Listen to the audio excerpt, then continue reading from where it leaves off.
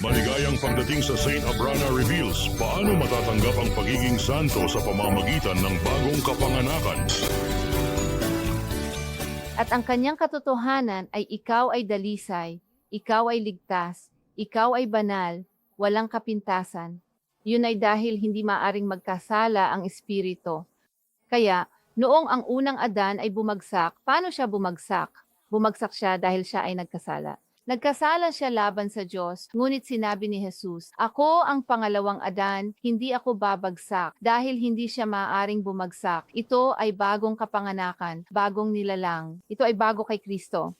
At ibinigay niya sa atin ang pagkakataon na pumili at gawin ito sa kanyang paraan at hindi sa ating sariling paraan. Kaya, kung ikaw ay nahihirapan, kung ikaw ay dumadaan sa pagsubok, ito ay dahil hindi mo nauunawaan, gaya ng sinabi ng aking kapatid, hindi mo nauunawaan kung ano talaga ang ginawa ni Jesus para sa iyo. At kapag tunay mo itong naunawaan at talagang naintindihan mo, makikita mo na ang laman ay walang halaga.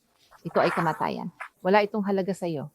Ngunit ang lahat-lahat ay nasa espiritu. Lahat ng kabutihan ng Diyos, lahat ng pagpapala ng Diyos, at kahit na ikaw ay mabigo, alam mo, sinasabi sa Biblia, ang matuwid na tao, kahit siya ay mabuwal ng 7 beses, siya ay babangon pa rin. Hindi ka nananatili roon. Ang dahilan kung bakit hindi ka nananatili roon ay dahil alam mo kung saan ka bumagsak. Alam mo ang kabutihan ng Diyos.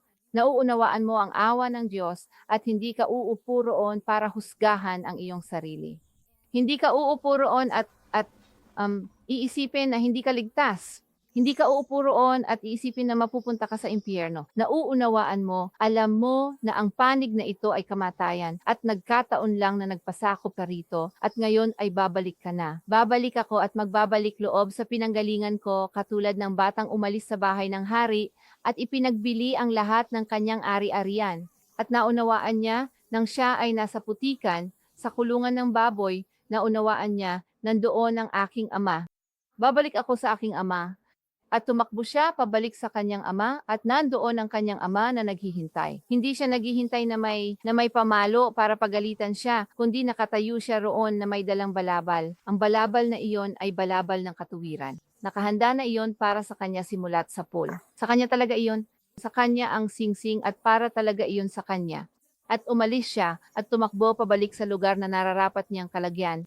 Kung nauunawaan mo ito, kung gayon, kung nagkamali ka, hindi ka lang basta uupo at sasabihin, hindi ko na kaya. Mas mabuti pang bumalik na lang ako sa mundo kasi hindi naman ito gagana para sa akin.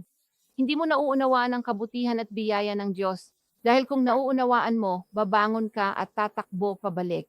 Tatakbo ka ng buong bilis mo at yayakapin mo ang Diyos at mapupuno ka ng pasasalamat at pagkilala sa lahat ng ginawa niya para sa iyo, sa lahat ng kabutihan at katuwiran at kung saan kanya iniligtas, at ginawa kang bago at sariwa, at inihanda ka para sa kanyang gawain, Kaya naman, umaasa ako na sana ay maunawaan ng mga tao ngayon ang nais naming iparating.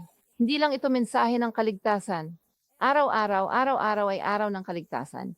Araw-araw tayong nabubuhay, kumikilos at umiiral sa Kanya, kaya dapat nating taglayin ang ganitong pananaw, dapat nating maunawaan sa espiritual kung ano talaga ang ginawa niya para sa atin. Salamat sa panonood ng Saint Abrana Reveals.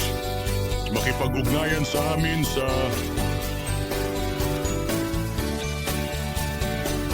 makikita mo pa ang iba pang mga video ni Saint Abrana sa mga link sa ibaba.